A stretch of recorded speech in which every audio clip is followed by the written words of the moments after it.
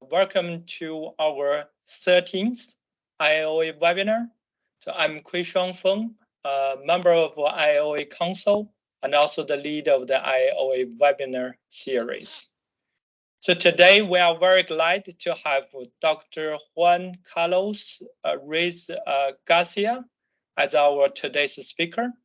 So Juan is currently an economic analyst in the industrial innovation dynamics and production and productivity team of the industrial strategy, skills, and technology transfer unit at the Joint Research Center in Sevilla.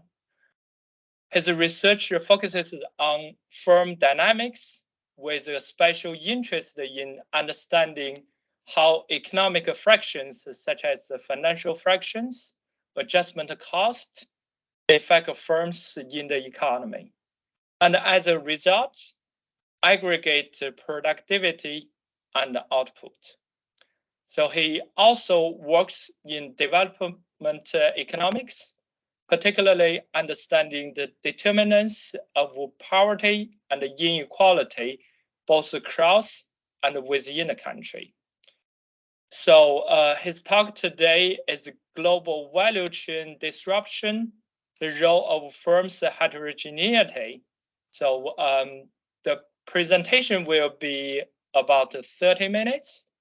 And also we will have the Q&A session, which will be about 15 minutes. Okay, so now I want to pass to Juan. So Juan, please go ahead. Thank you. Well, thanks to all of you for attending this webinar and the International Input-Output Association for inviting me. Also, thanks, Kui-Shuang, for the very nice introduction. So today I present my work on global value chain disruptions, the role of firm heterogeneity. Indeed, this is my first paper on input-output, as my strength, if I have any, is in the heterogeneity part of the paper. The usual disclaimer applies, so the views expressed are purely those of mine and may not, under any circumstances, be regarded as stating an official position of the JRC Center or the European Commission. So let me start by motivating the topic. The production process is highly geographically segmented with long global value chains involving production in many countries and sectors. The segmentation of the production process arises from exploiting the benefits from trade and countries' specialization according to their comparative advantage. The specialization process also entails significant productivity gains from accessing differentiated varieties and more suited inputs. This point of view conveys the old paradigm. Trade benefits the economy as it increases competitiveness. However, this specialization comes at the cost of the higher vulnerability of local production to foreign shocks that can disrupt critical part of the production process.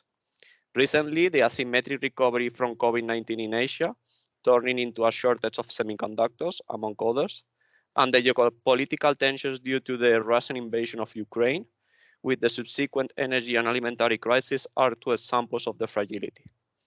This point of view conveys the new paradigm.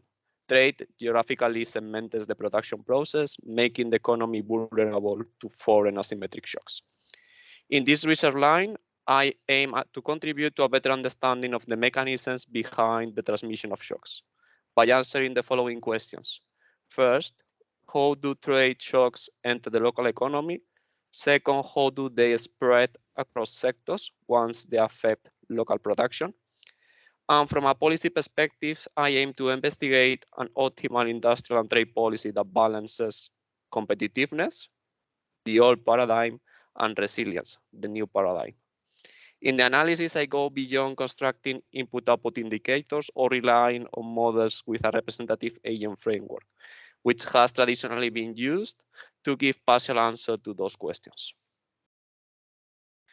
Before I go to what I propose and why I do so, let me take a step back and review the traditional approaches. A large body of the literature still uses a classic input-output approach. This approach stands on Lontief's original and seminal contribution back to the 1930s to compute a series of multipliers or indicators from inverting an input-output matrix or a slightly modified one, mainly adding zeros to sector trade flows as counterfactors. There are many assumptions behind this type of analysis that we should be aware of and keep in mind while analyzing the results. First, Leontief formulated the model for a closed local economy.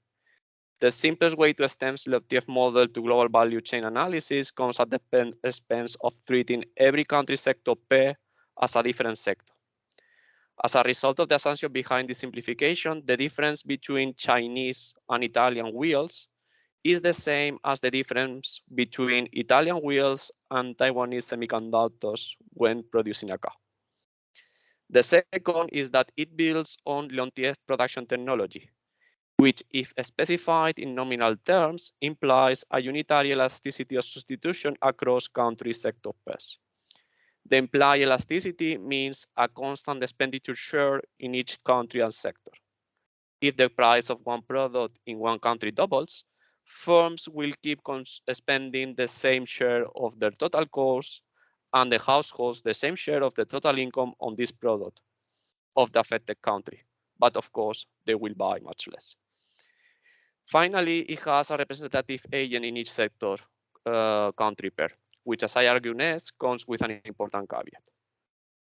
The representative firm model relaxes some of the Leontief assumptions. Importantly, it allows for constant elasticity of substitution across inputs, which means that there is complementarity or substitutability across geographical units for a given product. Those are the so-called Armington elasticity. Now, each sector has a specific technology with an input sector-specific elasticity of substitution. There is a clear distinction now between countries and sectors. However, there's still an essential caveat of this type of model. They simplify production, allowing only one firm to operate in each sector, representing the average firm. In practice, it denotes that all the firms behave in the same manner and are equally affected by a shock, which, as I argue, is not a realistic assumption. The aim and main contribution of this paper are to go beyond the representative firm framework and introduce firm heterogeneity at the core of the global value chain analysis. So why do I focus on firm heterogeneity? Two empirical regularities guide the approach. First, only some of the firms in the economy buy inputs from abroad. Indeed, the number of firms that engage in trade is negligible. Second, the firms that use foreign intermediate inputs are not the average ones. They are the largest and the most productive, contributing disproportionately to the country's economic activity and employment. I built a stylized but rich model to account for those irregularities. In the model, firms are heterogeneous in their productivity and compete under monopolistic competition. So firms in each sector produce differentiated varieties of the same good.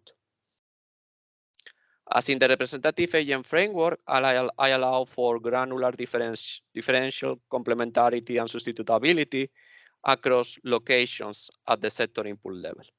That degree of complementarity or substitutability is crucial for the global value chain analysis. If the intermediate goods across regions are very complementary, substituting them is more complex, and a trade shock will have significant consequences. I also introduced an optimal foreign input adoption as main novelty, besides the introduction of the firm heterogeneity. Firms sequentially decide which country sector inputs to use in their production process. As a result, the country sector links at the firm level increase with the firm productivity, which is what we observe in the data. The proposed extensions are relevant for several reasons. First, only the subset of firms that buy inputs from the disrupted country sector pair are affected by the shock. In other words, the same shock is now split into fewer firms. So each firm must absorb a more significant fraction of the shock that the representative firm framework implies. Second, the directly affected firms are not the average ones, they are the economic's most productive, disproportionately contributing the most to output and employment. A shock to them has more noteworthy aggregate consequences. Third, the response of the affected firms is more prominent, as the production of foreign input elasticity is using the representative firm framework suffers from a selection bias. So I show that this elasticity of substitution across locations suffers a classical selection bias due to not accounting for the foreign input adoption decision. The inputs look more substitutable in the representative agent framework than they are. I also show that the spending shares parameters in local inputs are our biases. The larger implied substitutability and the larger home bias suggest more negligible effects of trade disruptions in the representative agent framework. The crucial implication is a more intense impact and propagation of the foreign shocks in the heterogeneous framework than in the standard representative firm setup. The proposed framework has a direct policy implication. So only a subset of the firms are directly benefited from the efficiency and productivity gains from trade. However, they pose a negative externality to the overall economy. That externality is the high vulnerability to address disruptions. So in the next steps, I propose a sector-specific industrial and trade policy that balances the competitiveness and resilience. This policy mitigates the previously described externality and the excessive risk-taking behavior of importing firms. So let me briefly position the paper in the literature. So the paper relates mainly to 4 strands of the literature. So the first strand is on the productivity gains from trade, the old paradigm. So the closest paper that is related to mine is the seminal work by Melitz. So in the Melitz model, accessing international markets is costly due to the trade barriers.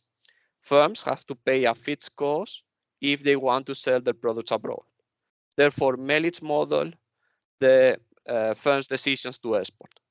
On the contrary, in this paper, I emphasize the firm's decision to import, which I call the foreign input adoption. The reason is that I'm interested in understanding the transmission of foreign shocks through input-output linkages.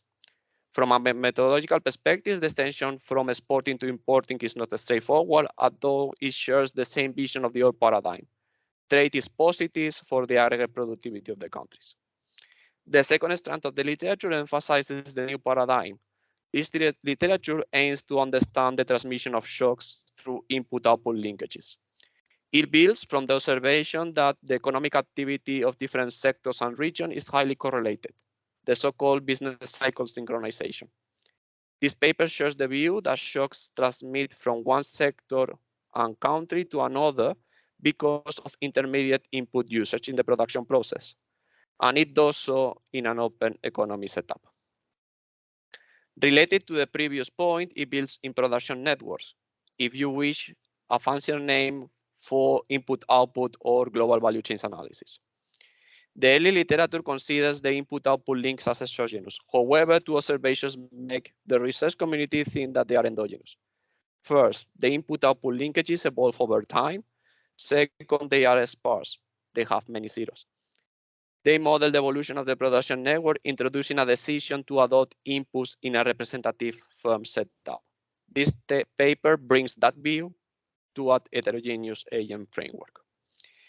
Finally, I rely on the extensive literature on the location of resources, a theory for aggregate productivity. The aggregate productivity depends on 2 elements. First, the productivity of each producer operating in the economy. In other words, the firm's productivity distribution. If the producers in the economy are more productive, the aggregate productivity will be larger. Second, the aggregate productivity depends on how resources are allocated between producers.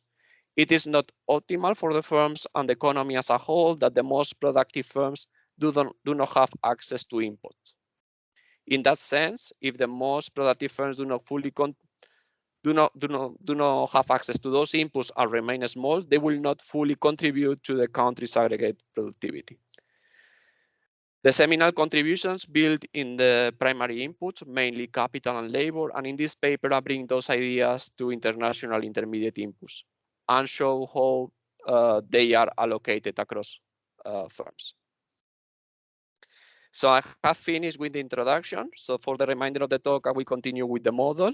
There are three main building blocks: consumption, production, where I explain representative framework, how I introduce the firm heterogeneity, the optimal foreign input adoption, and how I aggregate each sector. The third building block shows the trade and the market clearing. Then I finish the model by defining the equilibrium. I will discuss finally the next steps, and by the end I will conclude. So let me start with the model overview. So these are the minimum ingredients to deliver the theoretical insights of the paper. So the approach sets the rules to apply them to a more complex models. So I propose a multi-sectoral general equilibrium model for the local European economy. The definition of equilibrium is long run, so there is no proper notion of capital or investment or savings. This assumption can be relaxed very easily. There is, as I said, consumption, production, and trade. Production in each sector requires local intermediate goods from different sectors. Those input-output linkages create a regional production network. The local inputs compete with production in other locations, let's say other countries. So each intermediate input in each country has a differentiated degree of complementarity or substitutability across locations. The differential substitutability of intermediate goods across locations generate a global production network. The aggregate trade flows are exogenous both for imports and exports. This assumption can be relaxed as well. And you have to take in mind that these are the variables that I will show in the following steps of the paper.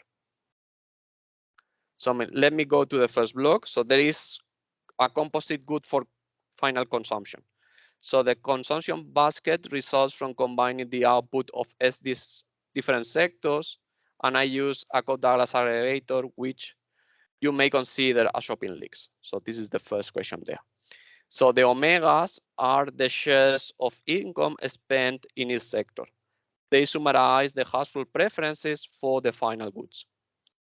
Output for final consumption in each sector results from combining local production or local goods with foreign ones.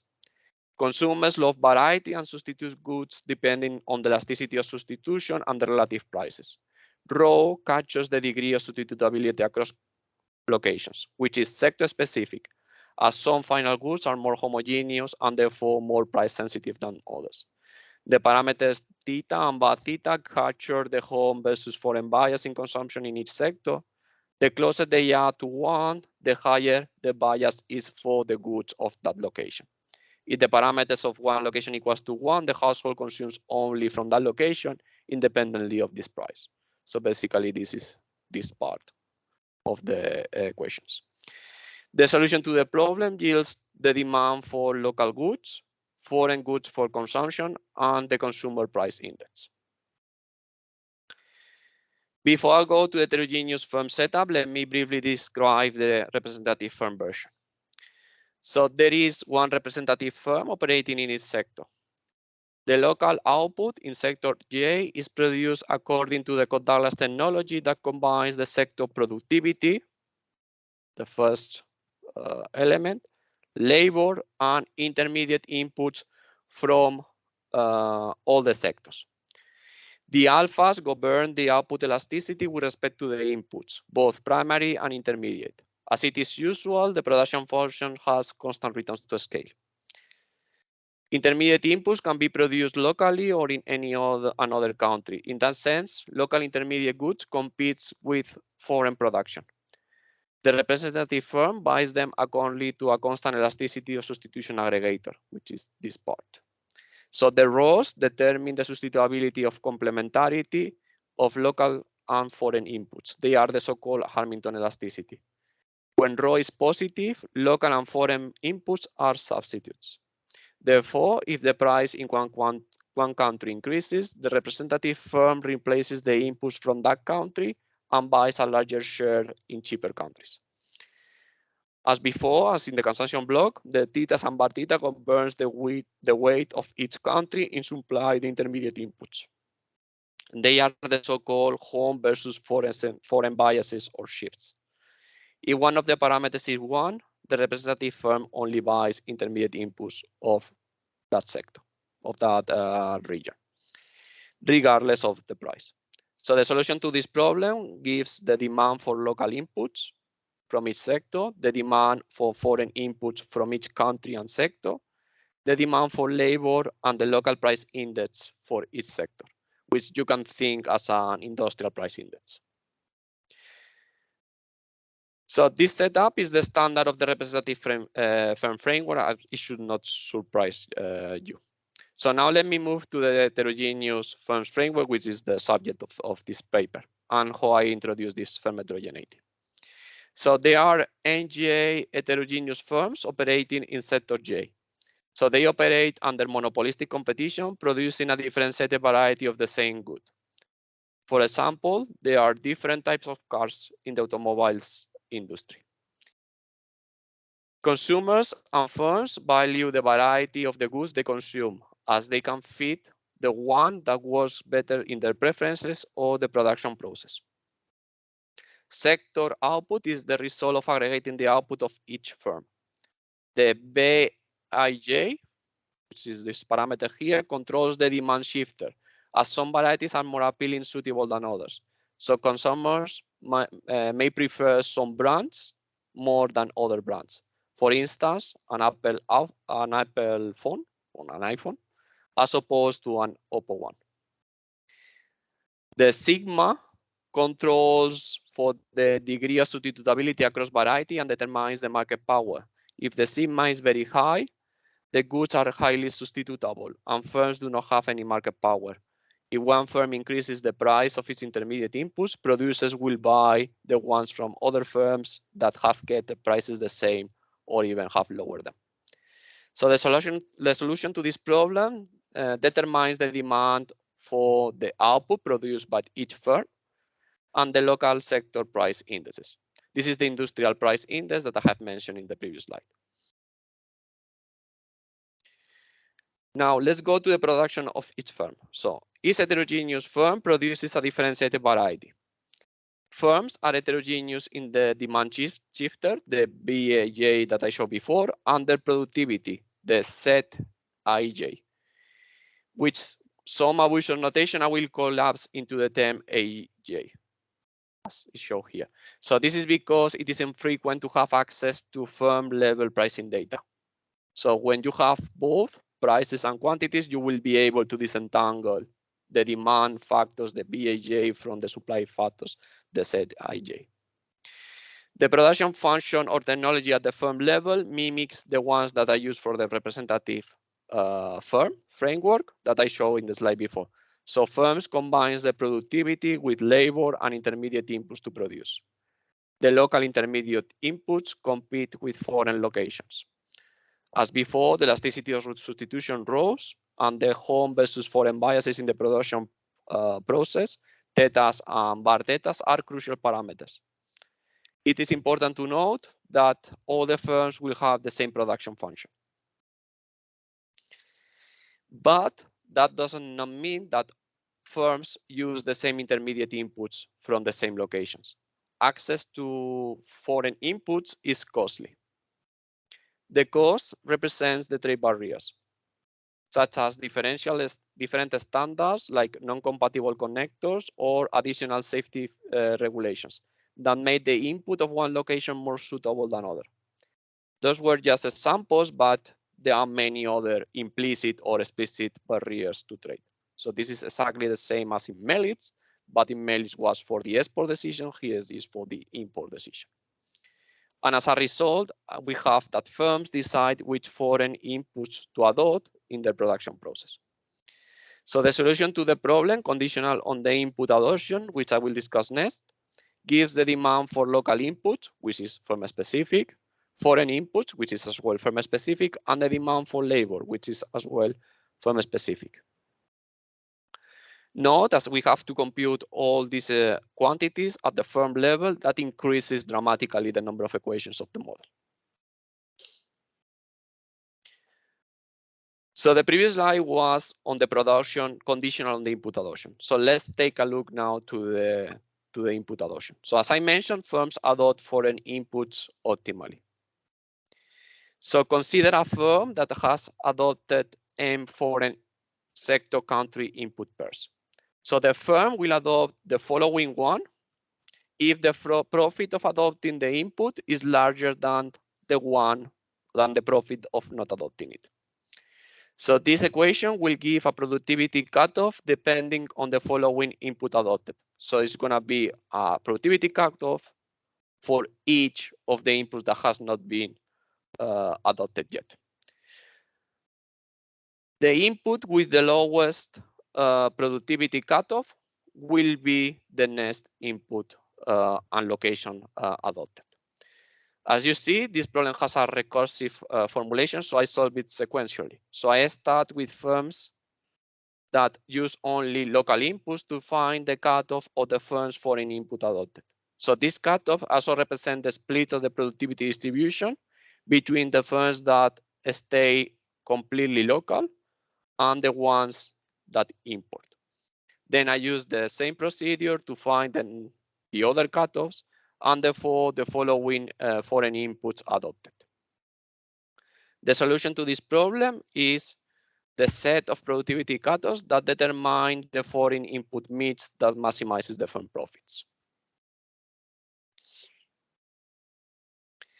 So this is until now was very general. So basically now I can use all the tricks that I know in order to aggregate the economy and make it comparable to the representative firm framework.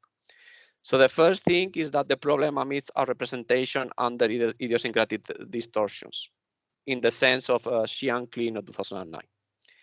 So you have to think on the distortions as wedges in the prices of inputs, which I label as taus. So those are the blue elements. Here I show the firm's problem under the idiosyncratic distortions representation. So firms maximize profits, which are defined as revenue minus the cost of the intermediate local inputs, the cost of the intermediate foreign inputs, and the cost of labor. Subject to two conditions. First is the production function that I showed before, and second is the demand for that variety that comes from the sector problem that was 2 slides before. As you can note, firms do not pay the same for the inputs. They are distorted by the terms that are 1 plus tau. Those terms are firm specifics. Some firms pay more if the tau is positive, while others will pay less if the tau is negative. So I do not consider distortions in the labor market. So all the taus of the labor will be set to 0. And I do not consider distortions in the usage of local intermediate inputs. So all the taus XL, IJS are going to be equal to 0. The reason is that I do not have any micro foundation in the model that will make some firms pay more or less for the labor or prevent them from accessing local intermediate inputs. On the contrary, this is not the case for the foreign intermediate inputs. So it's important to know that in the idiosyncratic distortion representation, in this problem, does not appear the fixed cost for import. The reason is that these distortions, the tau, AJ, XE, are a summary of the foreign input adoption, and it contains the fixed cost in them. So let's look at the structure of the distortions for the foreign intermediate inputs. So basically, the firms pay the intermediate input price, so the tau is equal to 1 if the input has been adopted. In this case, the distortion is 0 and the 1 plus tau equals 1. Conversely, if the firm has not adopted the input because it's not optimal due to the high access cost compared to its productivity, it is if it faces an infinite price. In this case, the tau is infinity, and the firm does not buy this input from that location. So all those distortions can be summarized with a term that is called total factor productivity after the work of Foster, Halting, Wargraf, Simpson. So I can then show that the sector productivity depends on two terms. The first is the firm's productivity distribution. And the second is the summary of the distortions that affect the allocation of resources. The variation in the TFPR. So the aggregate productivity is larger when there are no distortions. So therefore, these terms collapses to one for all the firms. If that is the case, all the firms use the same foreign inputs in the production process and face identical implied cost. In this case, I can show that the representative and heterogeneous agent framework collapse and give the same solution. So basically, if all the access to foreign imports, intermediate inputs from abroad are zero, you get that expression for the aggregate productivity, which yields to the same solution as in the representative agent framework. So as an aside note, you can have a lot of fun solving a model with heterogeneity. So this paper has an appendix of more than 50 pages of math. However, you better do it because there are strong reasons behind. So otherwise, you may end up having exactly the same solution as in the representative agent framework. So the motives behind this paper are two empirical regularities. Only a small set of firms import intermediate inputs, and those firms are the largest and most productive ones in the economy. So basically, I introduce the heterogeneity and I model those decisions to account for those facts. Finally, the distortions surpass the sector boundaries. The lower productivity of a sector affects the output and therefore productivity of the other sectors as they use intermediate inputs in the production process. So basically that says that the local production propagation of the shock is as usual as in the representative agent framework. So I finished with the production. So this is the last hard slide, okay? I promise. So I finished with the production block showing the aggregation of the firm behavior and comparing it with the representative firm counterpart. So remember that there are four main equations in the production block. So the demand for local inputs, the demand for foreign inputs, the demand for labor, and the local sector price indices. In this slide, I'm showing three of them, except from the local price indices. So the reason is that there was no space left there. And the second thing is that you don't gain any intuition by adding that equation. So on the left-hand side, you have the version of aggregating the heterogeneous firms. That's why you have the summation over all the firms. In the right-hand side, you have the representative firm counterpart of that equation. The three expressions differ in two elements. The first is the yellow component. So a yellow component appears in the heterogeneous agent framework. Remember, on the representative agent, only one firms operate under perfect competition, which means that the firm does not generate any profits. Instead, on the heterogeneous agent framework, firms operate under monopolistic competition. So they charge a markup to their operating cost. The markup is the profit of the firm. In practice, a markup reduces the demand for all the inputs as the firms operate as if the prices that they are buying are larger. So indeed, you can see this yellow component. This is just the market, which depends on the firm's market power, which was denoted by the sigma, which in this type of models also can be thought as the degree of differentiation across varieties. The second component is the blue one. And in the blue one, you can see that you have the taus. Okay, so the taus are the summary of the adoption decision of the foreign inputs. So basically, it contains the summary of the decision to adopt the goods from abroad. So one crucial aspect is that I can partially separate the aggregates and the firm level variables. So you can see in the slide that if you focus on the blue component, given a set of aggregate prices, I can compute the taus. So if I can compute the taus, I can compute this CW expression that is just a weighted cost. So once you do that, computing the left part and the right part is almost equally tricky for a computer. So this partial separation of aggregates and firm level variables makes the problem computationally feasible. And that's the reason why I have to rely on the representation under the idiosyncratic distortions. So basically, I will solve the problem in an iterative way. So given a set of prices, I can compute this element here. I can solve the aggregate part. I can check that the aggregate part is the same as in the representative agent part. If it's not the same, I keep iterating on the prices. Also in this slide, you can see the first two expressions. So the demand for local goods and the demand for foreign inputs. Those are crucial for estimating the elasticity of substitution across location, the ROS, and the home versus foreign bias, so the thetas and the bar thetas. So basically, if you divide the two, you get an expression of the relative expenditure of local and foreign inputs with respect to relative prices.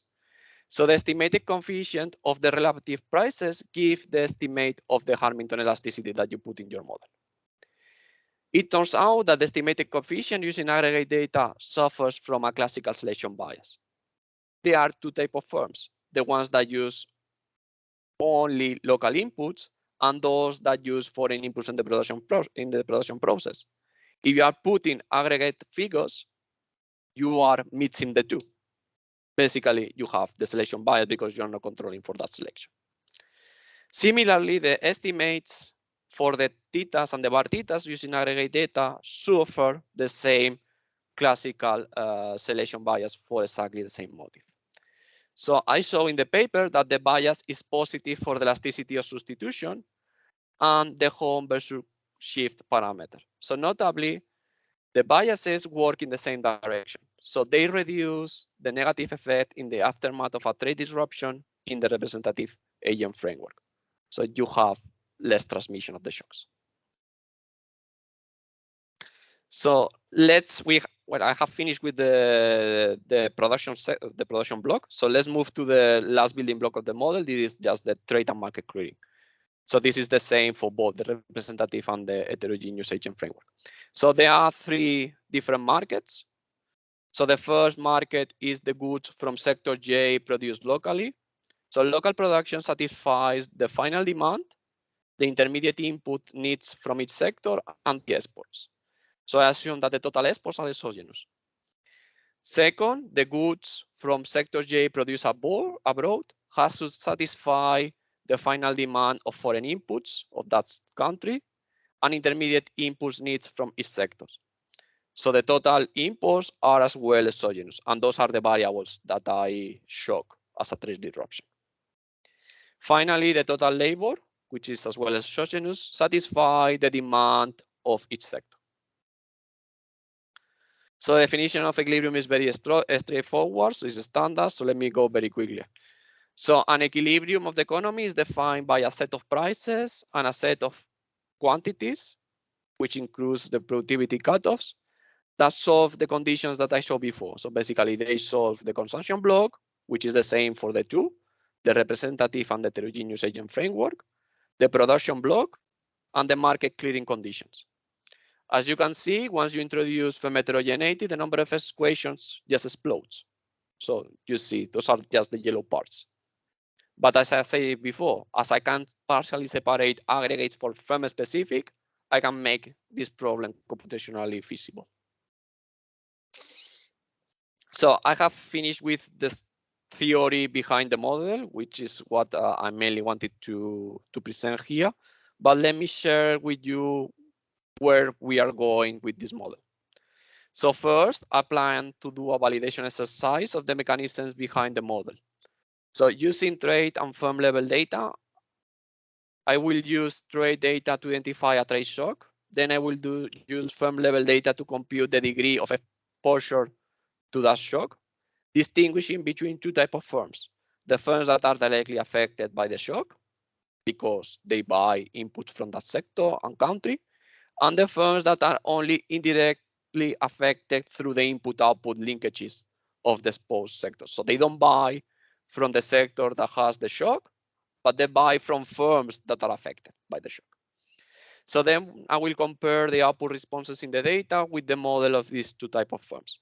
So the SSIs shed light on the ability of the model to capture the propagation of a trade shock and the externality that the directly affected firms impose on the entire local counterparts. So second, after the validation of the model, I want to answer the following questions. So how much do trade shocks contribute to business cycle synchronization through input-output linkages? So the existing literature using a representative agent framework quantifies this mechanism on around 1/3, which is not a very high number.